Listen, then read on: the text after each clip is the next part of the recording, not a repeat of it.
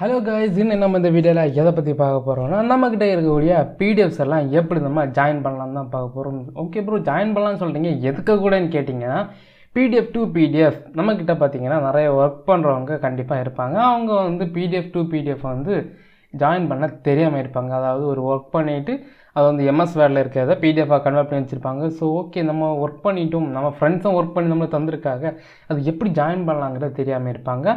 So இந்த video அவங்களுக்கு கண்டிப்பாக யூஸ்ஃபுல்லாக இருக்கும். ஸோ வீடியோ ஸ்கிப் பண்ணாமல் கடைசி வரையும் பாருங்கள், மறக்காமல் உங்கள் ஃப்ரெண்ட்ஸுக்கு வந்து ஷேர் பண்ணுங்கள். வாங்க வீடியோக்குள்ள அடி போகலாம்.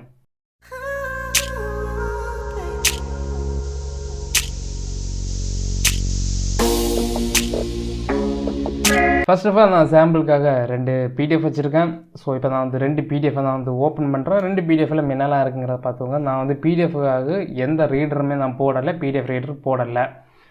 ஸோ இது பார்த்திங்கன்னா நான் என்னோடய ப்ளாகுக்காக வச்சுருந்த டெக்ஸ்ட், அதாவது ஒரு ப்ராப்ளம், அதாவது ஓவர் ஹீட்டிங் ப்ராப்ளம் லேப்டாப்லேருந்து எப்படி நம்ம வந்து சால்வ் பண்ணுறோம் அந்த டெக்ஸ்ட்டு. ஸோ இது ஒரு பிடிஎஃப். இன்னொரு பிடிஎஃப் பார்த்திங்கன்னா ஜஸ்ட் ஒரு தம்ப்நெயில் தான் நான் வந்து பிடிஎஃபாக கன்வெர்ட் பண்ணி வச்சுருக்கேன்.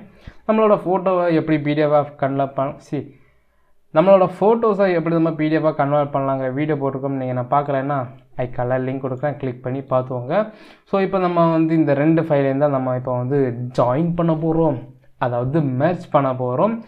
2மே ஜாயின் பண்ணி சிங்கிள் ஃபைலாட்டு நம்ம வந்து எடுக்க போகிறோம், அதாவது சிங்கிள் பிடிஎஃபாக எடுக்க போகிறோம். அடுத்தடுத்த பேஜஸ் வர்ற மாதிரி எடுக்க போகிறோம்.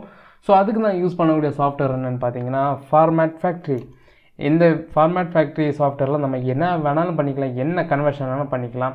ஸோ ஓகே, நான் வந்து ஆல்ரெடி வந்து எல்லாமே எடுத்து வச்சுருக்கேன். இங்கே பார்த்தீங்கன்னா டாக்குமெண்ட்ஸ் நீங்கள் வந்து கிளிக் பண்ணிக்கணும்.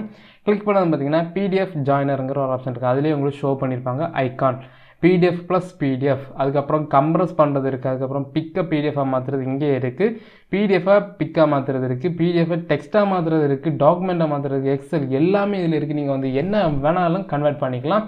ஸோ கண்டிப்பாக இந்த சாஃப்ட்வேர் நீங்கள் வந்து யூஸ் பண்ணுங்கள். நான் வந்து 100% நான் ரெக்கமெண்ட் பண்ணுவேன். ஸோ இப்போ நம்ம இதை வந்து கிளிக் பண்ணிக்கோங்க. இதை கிளிக் பண்ணால் நிறையா ஆப்ஷன்ஸ் இதில் இருக்கும். என்னெல்லாம் பார்த்தீங்கன்னா ஃபோல்டர் வைஸ் நீங்கள் வந்து மெர்ஜ் பண்ணிக்கலாம். அதாவது ஒரு ஃபோல்டர் மொத்தம் உங்களுக்கு நீங்கள் வந்து பிடிஎஃப் வச்சுருக்கீங்க, எல்லாத்தையும் நீங்கள் மெர்ஜ் பண்ணணுன்னா பண்ணிக்கலாம், அல்லது ஆட் ஃபைல்ஸ் கொடுத்து ஒன்றா பண்ணிக்கலாம். பட் நம்ம பண்ண போகிறது 2 தான் நான் இப்போ பண்ணுறேன். ஜஸ்ட் அண்ட் சாம்பிள் தான். நீங்கள் எத்தனை பிடிஎஃப் வேணாலும் ஜாயின் பண்ணிக்கலாம். ஸோ அது எப்படி நம்ம கரெக்டாக ஜாயின் பண்ணலாங்கிறத நான் சொல்கிறேன். ஸோ நீங்கள் ஜஸ்ட் இந்த ஆட் ஃபைல் நீங்கள் வந்து கொடுத்ததும் டேரெக்டாக உங்களோட டெஸ்க்டாப் போங்க. ஏன்னா நான் டெஸ்க்டாப்பில் தான் வச்சுருக்கேன். ஸோ இப்போ பார்த்தீங்கன்னா எனக்கு வந்து ஃபஸ்ட்டு வந்து அந்த டெக்ஸ்ட்டு இருக்க பிடிஎஃப் வரணும். செகண்ட் பார்த்தீங்கன்னா அந்த அந்த ஃபோட்டோ இருக்க பிடிஎஃப் வரணும். இதுதான் பார்த்தீங்கன்னா இதுதான் வந்து நம்ம அந்த ஃபோட்டோ இருக்குது, இது வந்து டெக்ஸ்ட் இருக்குது. ஸோ இதை நம்ம இப்போ வந்து எப்படி நம்ம கரெக்டாக வரிசையாக வர வைக்கணும்னா ஃபஸ்ட்டு நீங்கள் இதை வந்து கிளிக் பண்ணுவீங்க. நெக்ஸ்ட் நீங்கள் கண்ட்ரோல் கொடுத்துட்டு இதை நீங்கள் வந்து கிளிக் பண்ணிட்டு ஓப்பன் கொடுத்துட்டிங்கன்னா அது வந்து உங்களுக்கு வரிசையாக வரும். சப்போஸ் இல்லைன்னா நீங்கள் வந்து என்ன பண்ணணும்னு நினச்சிங்கன்னா இதை க்ளோஸ் கொடுத்துவாங்க. இதை நீங்கள் கொடுத்தீங்கன்னா அந்த லிஸ்ட் வந்து கிளியர் ஆகிரும். ஆட் ஃபைல் கொடுத்துவாங்க. ஆட் ஃபைல் கொடுத்துட்டு இதை நீங்கள் வந்து கொடுத்துருவாங்க, ஓப்பன் கொடுங்க. திரும்ப ஆட் ஃபைல் கொடுங்க. அதுக்கப்புறம் இதை வந்து கொடுத்துட்டு ஓப்பன் கொடுங்க. இப்போ பார்த்தீங்கன்னா வரிசையாக வருது. ஸோ இப்படி வந்ததுக்கப்புறம் நீங்கள் வந்து ஜஸ்ட் நீங்கள் வந்து ஓகே கொடுத்துவாங்க. ஓகே கொடுத்தீங்க பார்த்தீங்கன்னா 2 ஃபைல்ஸ் 119 KB பிடிஎஃப் ஜாயினர், அதாவது பிடிஎஃபாக ஜாயின் பண்ணக்கு வெயிட்டிங்கில் இருக்குது. So 1 minute. ஸோ ஓகே, அந்த கம்ப்ளீட் நோட்டிஃபிகேஷன் ஆஃப் பண்ண முடியலை, ரெக்கார்டிங்கில் இருக்கிறத ஆஃப் பண்ணலை. ஸோ இப்போ நம்ம இதை வந்து ஸ்டார்ட் பண்ணணும். ஸ்டார்ட் கொடுத்தா இது வந்து கன்வெர்ட் ஆகிடும். கன்வெர்ட் ஆகி முடிஞ்சதுக்கப்புறம் நான் வந்து ஓப்பன் பண்ணி காட்டுறேன். கண்டிப்பாக இது வந்து யூஸ்ஃபுல்லாக இருக்கும். ஸ்கிப் பண்ணாமல் பாருங்கள். Let's start.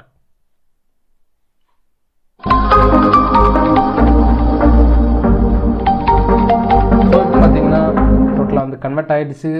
219 KBலேருந்து 672 KB ஆகிருக்கு. 99% வந்து டிக்ரீஸ் ஆகிருக்குன்னு காட்டுது. டிக்ரீஸ் ஆச்சா இன்க்ரீஸ் ஆச்சான்னு தெரியல, அந்த மாதிரி இருக்குது.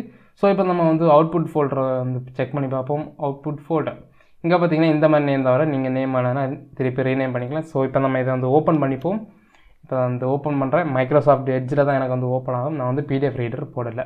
இப்போ பார்த்தீங்கன்னா நான் சொன்ன மாதிரி வரிசையாக இருக்கும். இங்கே பார்த்தீங்கன்னா ஃபஸ்ட்டு நான் என்னது போட்டால் நான் தான் இருக்குது. செகண்ட் பார்த்தீங்கன்னா அந்த தம்ப்நெயில்.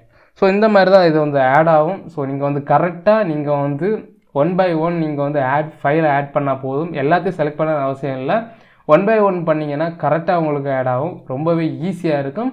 சப்போஸ் இது வந்து யாருக்கு யூஸ் ஆகும் பார்த்தீங்கன்னா மோஸ்ட்லி யாருக்கு யூஸ் ஆகும் பார்த்தீங்கன்னா காலேஜ் படிக்கிற ஸ்டூடெண்ட்ஸ், அதுக்கப்புறம் ஸ்கூல் படிக்கிறவங்க எல்லாருக்குமே யூஸ் ஆகும். எதுக்குன்னு பார்த்தீங்கன்னா, அவங்க வந்து ப்ராஜெக்ட் ஒர்க் பண்ணுவாங்க. ப்ராஜெக்ட் ஒர்க் பண்ணுறவங்க சம்டைம்ஸ் பிடிஎஃபாக வேணும், பேடில் இருக்கிறத பிடிஎஃபாக வேணும்னு நினச்சாங்கன்னா பிடிஎஃபாக கன்வெர்ட் பண்ணுவாங்க. பட் அவங்களுக்கு வந்து டைப் பண்ணுறதுக்கு ரொம்ப நிறைய இருக்கும். அப்போ நம்ம என்ன பண்ணுவோம், நம்ம ஃப்ரெண்ட்ஸ்கிட்ட கேட்போம். அப்போ அவங்க என்ன பண்ணுவாங்கன்னா, அவங்க தனியாக வந்து டைப் பண்ணி நம்மளுக்கு வந்து பிடிஎஃபாக எடுத்து தருவாங்க.